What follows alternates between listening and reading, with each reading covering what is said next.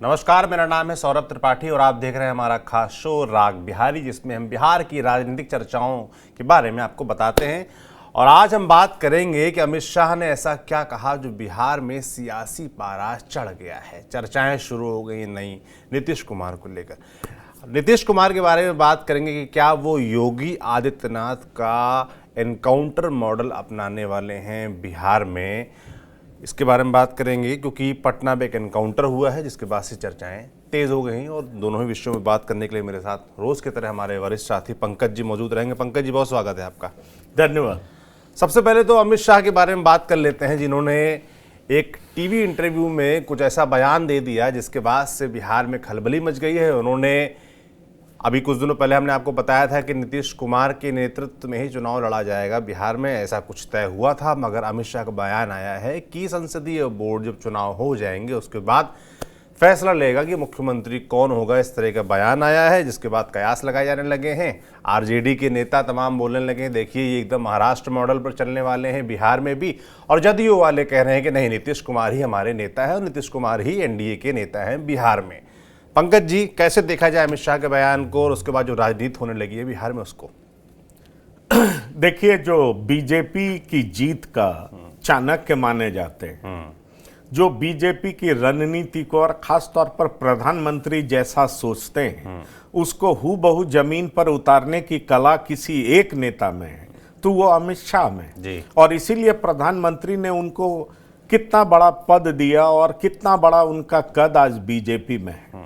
तो अपनी काबिलियत से, अपनी सूझबूझ से, अपनी रणनीति से और अपने तौर तरीकों से उन्होंने प्रधानमंत्री का विश्वास काफी अरसे पहले जीता था। इसलिए गुजरात में भी जोड़ी थी और जब ये देश में आए, देश के प्रधानमंत्री बने, तो देश में भी इनकी जोड़ी दिखाई पड़ती। आज अमित शाह बहुत बड़े नाम है और एक बार जब अमित शाह की स्वीकृति किसी चीज में मिल जाती है तो आप समझ लीजिए कि एक तरीके से प्रधानमंत्री की स्वीकृति। तो सवाल उठता है कि जिस चीज को लेकर के, आप याद करिए 6 जून को रिजल्ट आया था और 6 जून को ही बिहार बीजेपी के नेता कहने लगे थे कि आने वाले चुनाव में हम नीतीश कुमार के नेतृत्व में लड़ेंगे विधानसभा चुनाव जी। तो ऐसे में सवाल उठता है कि अमित शाह एक टीवी कार्यक्रम में क्यों कहते हैं कि इस बारे में संसदीय दल फैसला करेगा, हम अभी ऐसी कोई बात नहीं करेंगे जिससे आप हेडलाइंस बना लें। सवाल ये उठता है कि नीतीश कुमार के नेतृत्व में 2025 का चुनाव लड़ा जाएगा। ये तो सैकड़ों बार दिलीप जायसवाल जो कि बिहार प्रदेश के अध्यक्ष हैं, सम्राट चौधरी जो कि उप मुख्यमंत्री हैं, विजय सिन्हा जो कि उप मुख्यमंत्री हैं, इन लोगों ने खुल करके कहा। फिर ऐसा क्या हुआ कि अमित शाह को यह कहना पड़ा कि हमारा संसदीय दल तय करेगा, इस तरह के कार्यक्रम में इस तरह के फैसले नहीं होते हैं, इसलिए हम आपसे कुछ नहीं कहेंगे। उन्होंने यह जरूर कहा कि एनडीए के तमाम घटक दल एक साथ हैं और जब भी फैसले होंगे आपको बता दिया जाएगा। आप अपने हेडलाइन के लिए इस तरह की बात कर रहे हो जो कि हम बताने नहीं जा रहे हैं। तो एक चीज तो बहुत साफ दिखता है कि जो बीजेपी ये कह रही थी कि 2025 का चुनाव नीतीश के नेतृत्व में लड़ा जाएगा, उस बीजेपी का चाणक्य ये क्यों कह रहे हैं कि संसदीय दल फैसला करेगा किसके नेतृत्व में चुनाव लड़ा जाएगा। सवाल ये उठता है कि क्या महाराष्ट्र की भारी भरकम जीत के बाद बीजेपी का दिमाग डोलने लगा है। सवाल ये उठता है कि नीतीश कुमार इतने लंबे समय से मुख्यमंत्री हैं, उनके स्वास्थ्य को लेकर के भी बहुत तरह की चर्चा होती है, तो क्या बीजेपी कुछ और सोच रही है। सवाल यह भी उठ रहा है कि जो बीजेपी 6 जून को नीतीश कुमार के नेतृत्व में चुनाव लड़ने की बात कह रही थी, उस बीजेपी को फिर से क्यों सोचना पड़ रहा है कि 2025 का चुनाव में नेतृत्व कौन करेगा, कौन चेहरा होगा, इसको लेकर के डाउट क्यों है, एम्बिग्विटी क्यों है। क्यों नहीं क्लियर कट बीजेपी के चाणक्य ने कहा कि नीतीश कुमार के नेतृत्व में ही चुनाव लड़ेंगे। ऐसे में सवाल उठता है कि बिहार के जो लोकल लीडर हैं, प्रादेशिक स्तर के जो नेता हैं, प्रदेश स्तर के, उन्होंने इस तरह की बात दर्जनों बार, सैकड़ों बार क्यों की कि नीतीश के नेतृत्व में ही चुनाव लड़ेंगे। तो इसलिए यह शक इसलिए पैदा हो रहा है क्योंकि आप देखिए महाराष्ट्र का चुनाव हो रहा था। महाराष्ट्र के चुनाव में एक बात बहुत साफ तौर पे कही जा रही थी कि भाई मुख्यमंत्री कौन होगा, तो तो देवेंद्र फडणवीस होते थे, एकनाथ शिंदे होते थे, कहते थे हमारे मुख्यमंत्री तो बैठे हुए हैं। लेकिन जैसे ही चुनाव के बाद परिणाम आया तो देवेंद्र फडणवीस मुख्यमंत्री बने और उप मुख्यमंत्री किसको बनना पड़ा? एकनाथ शिंदे को बनना पड़ा। देखिए, मैं इस बात को बिल्कुल मानता हूं कि एकनाथ शिंदे की जो स्थिति महाराष्ट्र में है वो स्थिति नीतीश कुमार की बिहार में नहीं। बिल्कुल, बिहार में नीतीश कुमार कहीं ज्यादा कद्दावर नेता है। बीजेपी को नीतीश कुमार की जरूरत भी है और खास तौर पर केंद्र में समर्थन चाहिए। ऐसे में गंभीर सवाल उठता है कि क्या बीजेपी कुछ सोच रही है? यह बहुत महत्वपूर्ण है, क्योंकि देखिए आज वन नेशन वन इलेक्शन संशोधन बिल ये भी पार्लियामेंट में लाया गया और जेपीसी को रेफर किया गया। अब देखा जाएगा वक्फ संशोधन बिल पर जेडीयू का स्टैंड क्या रहता है। जेडीयू का स्टैंड पार्लियामेंट में दिख चुका है, यह भी जेपीसी को रेफर किया गया। लेकिन अमित शाह इस तरह का बयान दे रहे हैं, वो कई तरह का संशय तो पैदा करता है। क्या दोनों के बीच में कुछ तरह की डील होगी, बार्गेन होगा, बहुत तरह की चर्चाएं होंगी? क्या कुछ चल रहा है दोनों के बीच में? बीजेपी अपने स्टैंड से क्या पीछे हट रही है? ऐसे कई सवाल हैं जिनके जवाब अभी आने बाकी हैं। मैं चाहूंगा मैं अपने दर्शकों को बता दूं कि मुख्यमंत्री बीमार हैं, बाहर निकल नहीं रहे हैं। 15 दिसंबर से उनकी यात्रा होनी थी, पर मुख्यमंत्री निकले क्यों नहीं? तरह तरह की बात हो रही है। अभी मेरे पास एक सर्कुलर आया है और उसको देख करके मैं आपको बता सकता हूं कि मुख्यमंत्री 17 तारीख को 17 तारीख से अपनी यात्रा शुरू कर रहे हैं। 17 तारीख जी हाँ। क्या आज 17 तारीख है?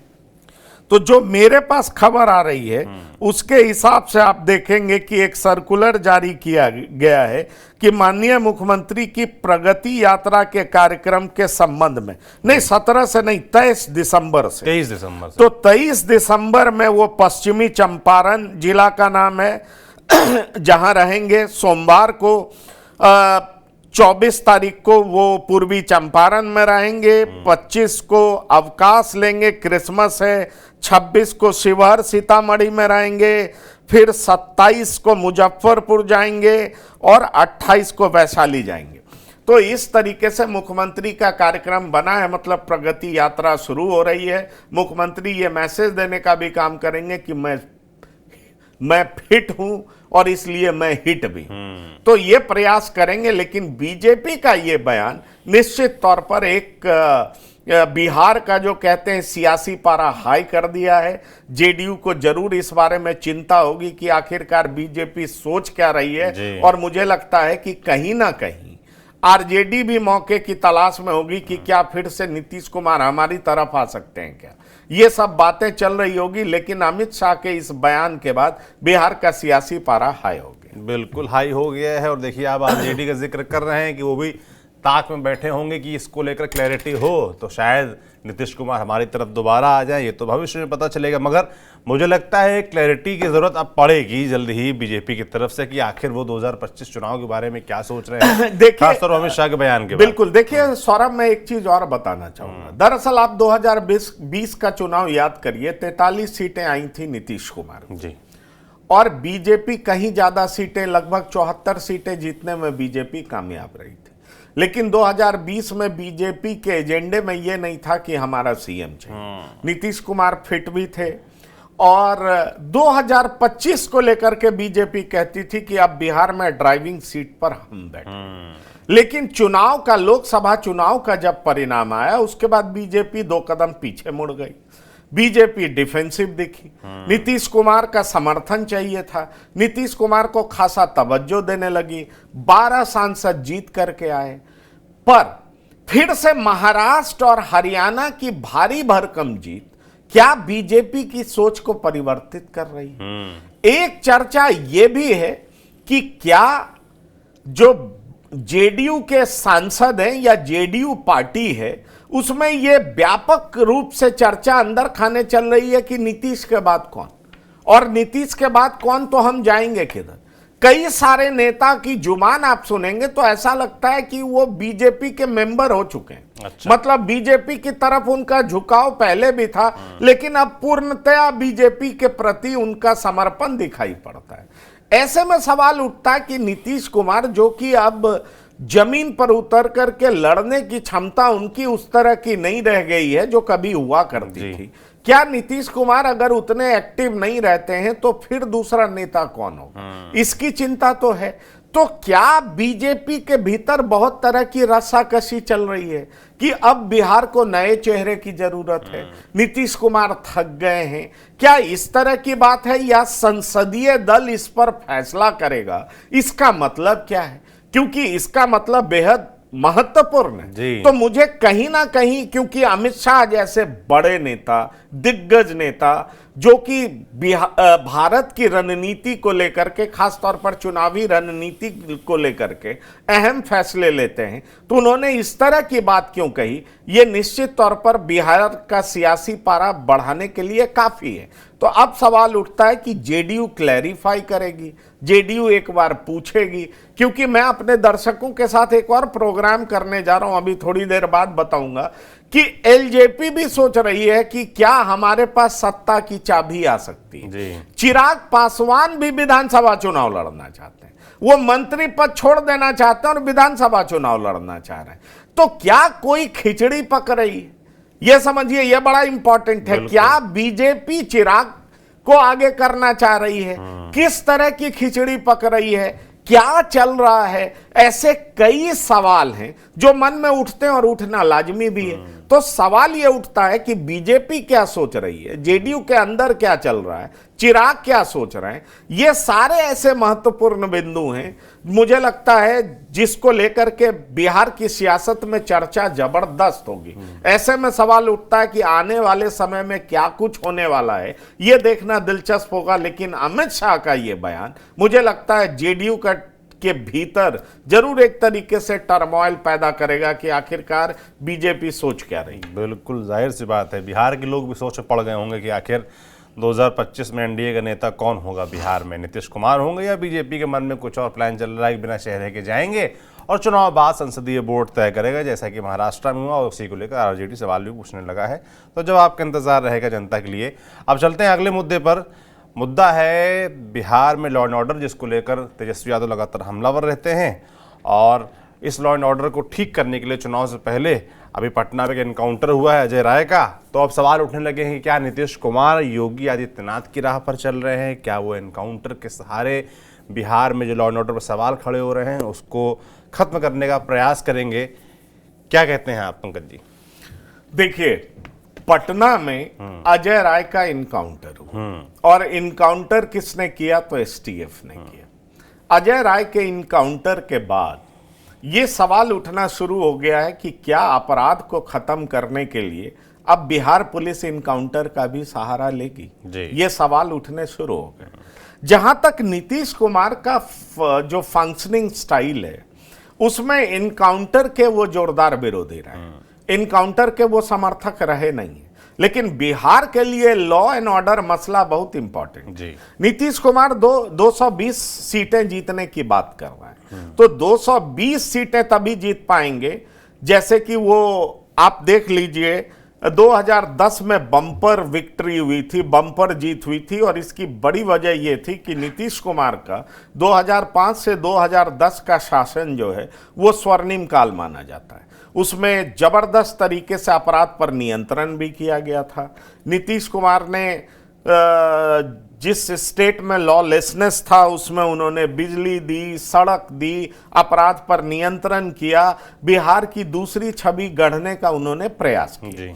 अब ऐसे में सवाल उठ रहा है कि पिछले कुछ सालों से नीतीश कुमार पर यह गंभीर आरोप चस्पा हो रहा है कि नीतीश बाबू का सुशासन कहाँ है, अपराध पर नियंत्रण लग नहीं पा रहा था। तो ऐसे में उन्होंने एक कोशिश की, भट्टी जो डीजीपी बने थे पर वो अपने कार्यकाल उनका खत्म होता उससे पहले ही छोड़ करके चले गए। विपक्ष आरोप लगाता रहा कि पुलिसिंग में नीतीश कुमार के इर्द गिर्द कुछ एडवाइजर हैं, रिटायर्ड अधिकारी हैं जो कि बहुत ज्यादा इंटरफेयर करते हैं, इसलिए भट्टी छोड़ करके चले गए। फिर कुछ समय के लिए आलोक राज बनाए गए, इंचार्ज बनाए गए, आलोक राज को भी हटा दिया गया, उन्हें फुल फ्लेजेड डीजीपी नहीं बनाया गया। अब देखिए डीजीपी किनको बनाया गया, तो विनय कुमार को बनाया गया। लेकिन विनय कुमार डीजीपी तो बने हैं, पर दूसरी तरफ एडीजी हेडक्वार्टर कुंदन कृष्णन को बनाया गया। कुंदन कृष्णन के पास जो कहा जा रहा है वो एसटीएफ भी है। अब सवाल उठता है कि क्या कुंदन कृष्णन, जो काफी पावरफुल आईपीएस ऑफिसर माने जाते हैं, वो जहां भी रहे काफी ये ताकतवर पुलिस ऑफिसर रहे हैं, और जान लीजिए कुंदन कृष्णन ही वो शख्स हैं जिनके साथ आनंद मोहन की हाथापाई हुई थी, और जब हाथापाई हुई थी तो वो काफी चर्चित हुआ था। आनंद मोहन ने हाथ उठा दिया था तो कुंदन कृष्णन ने भी हाथ उठा दिया था, और उस समय आनंद मोहन की तूती बोलती थी, रॉबिन हुड कहलाते थे, बाहुबली कहलाते थे। अब ऐसे में सवाल उठता है कि एक हेडक्वार्टर के भीतर, क्योंकि हमें यह भी देखना पड़ेगा कि कुंदन कृष्णन जो है वो जिस समाज से आते हैं उसी समाज के नीतीश कुमार है, तो क्या जो नए डीजीपी आए हैं उनको क्या फ्रीली काम करने का मौका मिलेगा, एक सवाल उठ रहा है। एक सवाल यह भी उठ रहा है कि क्या पुलिस महकमा में 2 पोल होगा, मतलब 2 ताकतें होंगी, क्या पुलिस महकमा 2 ताकतों के बीच में बटेगा? निश्चित तौर पर विनय कुमार दबने वाले नहीं है। विनय कुमार के बारे में कहा जाता है वो बहुत सॉफ्ट स्पोकन है, लेकिन पेपर पे बहुत टाइट एक्शन लेते हैं। ये बात जान लीजिए, विनय कुमार के बारे में कहा जाता है कि बेदाग ऑफिसर है, किसी से डरते नहीं है। जब वो सीआईडी में भी थे तो उन्होंने जोरदार काम किया था तमाम अपराधियों के खिलाफ। लेकिन सवाल यह उठता है कि अगर सरकार फ्री हैंड नहीं देगी तो क्या वो भी भट्टी की तरह परेशान होकर के छोड़ देंगे या कर नहीं पाएंगे? ये गंभीर सवाल उठ रहा है। वैसे बहुत सारे लोग कहते हैं कि नहीं, सरकार के सिर पर चुनाव मंडरा रहा है और सरकार कभी नहीं चाहेगी कि अपराध के मुद्दे पर, कानून और व्यवस्था के मुद्दे पर उसे विपक्ष घेरे, क्योंकि सरकार का ये मजबूत किला रहा है। सरकार इस मतलब स्ट्रॉन्ग पॉइंट रहा है जिसपे नीतीश कुमार कहते रहे कि हमने कैसे बिहार को अपराध से मुक्त कराया है। लेकिन चर्चा ये हो रही है कि क्या अपराध से मुक्त कराने का तरीका अब क्या ये सरकार ने ढूंढ लिया है कि इनकाउंटर करेगी? क्योंकि अजय राय का इनकाउंटर तो हुआ है। अब ऐसे में ये सच है अजय राय कुख्यात अपराधी थे, बहुत तरह का केस था, मुकदमा था, पर बिहार में इनकाउंटर की कहानी आप रेयरली सुने होंगे, आपको सुनाई दिया नहीं होगा। ऐसे में पटना में इनकाउंटर होना ये एक बड़ी बात है। तो ऐसे में सवाल उठ रहा है कि जो ये कुंदन कृष्णन आए हैं वो इनकाउंटर पर भरोसा करते हैं, तो सवाल यह उठ रहा है कि क्या इनकाउंटर का सहारा बिहार पुलिस लेगी? यह भी सवाल उठ रहा है। सवाल यह भी उठ रहा है कि नीतीश कुमार की जाति के कुंदन कृष्णन, तो ये भी पावरफुल रहेंगे। एडीजी हेडक्वार्टर बहुत पावरफुल पद होता है, तो ये भी चर्चा पुलिस के बीच में जो ऑफिसर्स हैं ये चल रही है कि क्या 2 पावर सेंटर होंगे, ये चर्चा चल रही है। इसलिए ये जो इनकाउंटर हुआ है, क्योंकि नीतीश कुमार के राज में इनकाउंटर की कहानी आप शायद ही सुने हो, तो ये जो इनकाउंटर हुआ है मतलब ये समझा जा रहा है कि क्या कुंदन कृष्णन को फ्री हैंड मिला है, और अगर फ्री हैंड मिला है तो फिर विनय कुमार फ्रीली कैसे काम करेंगे? वैसे वो डीजी हैं, उनके पास पुलिस का सर्वाधिक अधिकार है, लेकिन सवाल उठता है कि सरकार भी तो बहुत महत्वपूर्ण है, क्योंकि भट्टी इसलिए छोड़ करके चले गए थे, वो भी तो डीजी थे, तो वो छोड़ करके क्यों चले गए, उसको लेकर के विपक्ष जो कहानी बताता है वो आप समझ सकते हैं। तो इसलिए इस तरह की भी चर्चा है। लेकिन विनय कुमार जो कि 2 साल के लिए, आपको मालूम है कि सुप्रीम कोर्ट का गाइडलाइंस है डीजी फुल फ्लेजेड जो बनेगा उसका टेन्योर 2 साल का होगा। विनय कुमार कंप्लीट रूप से एक्टिव दिखाई पड़ रहे हैं। कहा यह जा रहा है कि सरकार शायद अगर इनकाउंटर होता भी है तो आंख मूंद लेगी, क्योंकि बेहतर कानून प्रशासन बहाल करने का दबाव है। अगर कानून प्रशासन, कानून व्यवस्था बेहतर नहीं होगा तो सरकार लोगों के सामने किस आधार पर जाएगी?